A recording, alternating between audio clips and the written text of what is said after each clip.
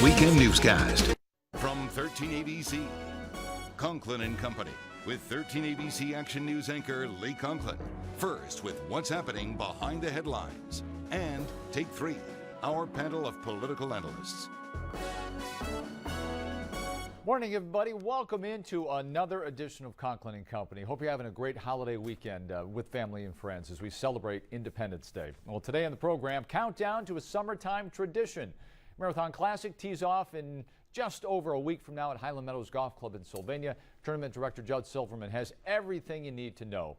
The Take 3 panel on the first 6 months of the Collins administration and the new city council. So how's it going? But first, more of our conversation with Ohio U.S. Senator Rob Portman, who visited our studio recently. Among the topics we addressed, the VA scandal. Leadership changes at the top, but what else has been done to ensure that our nation's veterans from World War II in Korea and Vietnam, and now, of course, the Afghan war and the Iraqi wars, the Persian Gulf War, they're getting the treatment they truly deserve. What are you hearing? Well, first, I've had town hall meetings around the state, Columbus, Dayton, outside of Cincinnati, and now here in Toledo. And I'm basically hearing the same thing, which is, unfortunately, our veterans who deserve to be first in line for the best care are not always getting that. Sometimes they are. Some of our VA centers are better than others.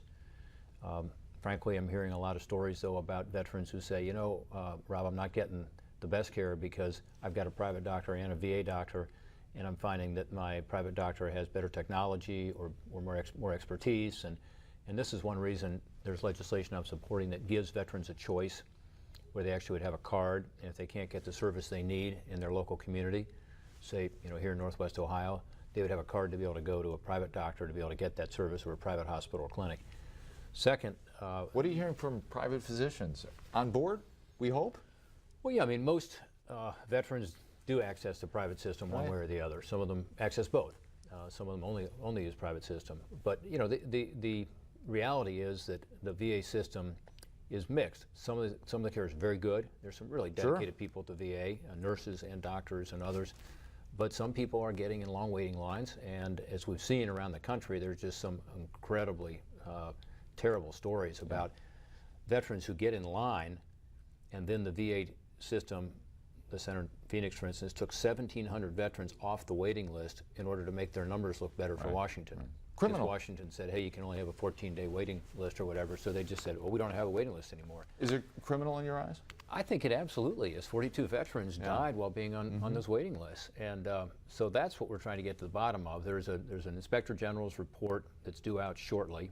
They say they're going to look at 42 other centers now in addition to Phoenix. They've indicated to me, because I've asked them a lot about Ohio, that one or two may be in Ohio. We'll see. I don't know yet, and we don't want to prejudge anything. We want to see what the results are.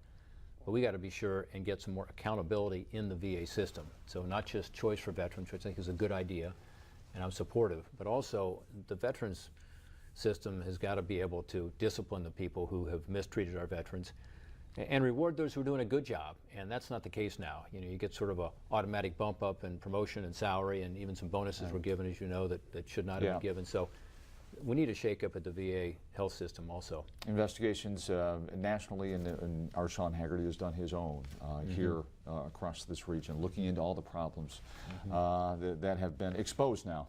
And that's a good thing. Yeah, it's good to get it out there. The other part of the bill that I'm supporting, by the way, is more transparency. So let's let veterans know, you know, what the wait lists really are, who's, you know, really on a wait list, who's not, and in terms of quality of care, what the outcomes are at these centers, so people can make a choice. Also, immigration, another hot button topic in this midterm election year. Ask Eric Cantor. And despite a statement from the White House this week that the president may use an executive order to move immigration reform along, many in both parties still think true immigration reform is unlikely to happen anytime soon. Senator Portman says the key component to any reform, he believes, is enforcement. It's very difficult, you know, to see us stemming this, what is really a humanitarian crisis. Some of these kids are being mistreated on their way up. Some of them are being mistreated as they go across the border, apparently. And you know, it's a horrible situation, but it's being caused by this sense of uncertainty about what the policy is. Obviously, there are people in Central America, Mexico, and maybe some other places who think, gosh, if I just get my child across the border, then that person will become a citizen, then I can come too. That's not how our system is, and yet there's a lot of confusion about it. So I think the president needs to be clear on it. We need to clearly provide, a humanitarian way to deal with this. But the solution is, let's put an immigration system in place that's fair. Let's put one in place that does have enforcement. So you aren't just, allowing people to come here without waiting in line, respecting those who are waiting in line. Is there not a path to citizenship now without enforcement? Is that what you're saying? Is there a path? Well, without enforcement? No, you've got to have enforcement. Otherwise, it's just unfair for people who are waiting in line. So, in Mexico, for instance, there are people who have been waiting in line for years, and yet they see people now coming over the border illegally and being able to stay in this country, thinking, why should I wait in line? Why should I go through the system?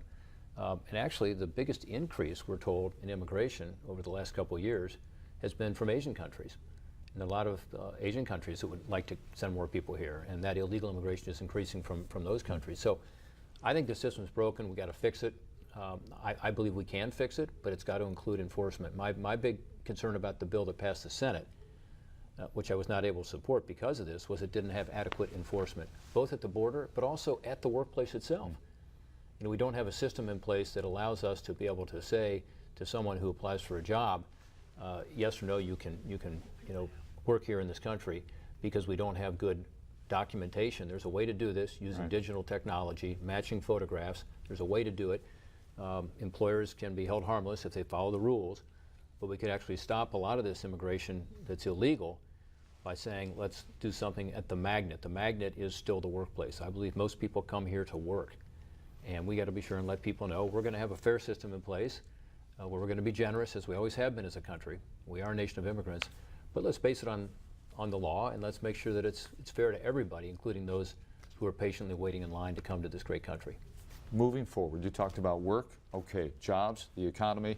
Yeah. It's always priority number one when we talk about elections, midterm elections this year. You were at the short list of VP candidates in the last presidential election. So I have to ask you, if you're here, I'm going to ask you, is there any plan for you to make a run for the White House in 2016? Well, first, I like what you said about jobs. It is the top issue to me. That's why I'm in this business. Getting the economy moving and dealing with the debt and deficit. We can't lose sight of that. We've got a weak economy. We've got too many people who are out of work. We need to get this economy moving again. John Kennedy used to say, a rising tide lifts all ships. Right, but John Kasich would also say that Ohio's become a comeback state in the jobs. Ohio has made Ohio a better place. Ohio's doing better, no question about it. And John's done a great job, both with regard to the budget deficit, which we got to deal with in Washington also, but also with regard to attracting business. And Ohio's now doing better than the rest of the country, whereas before we were doing worse than the rest of the country. But still, no one's satisfied with the economy that we've got. The economy, turns out, last quarter actually shrunk by almost 3%. It hasn't done that since the recession. So we got real problems. We're not out of the woods yet.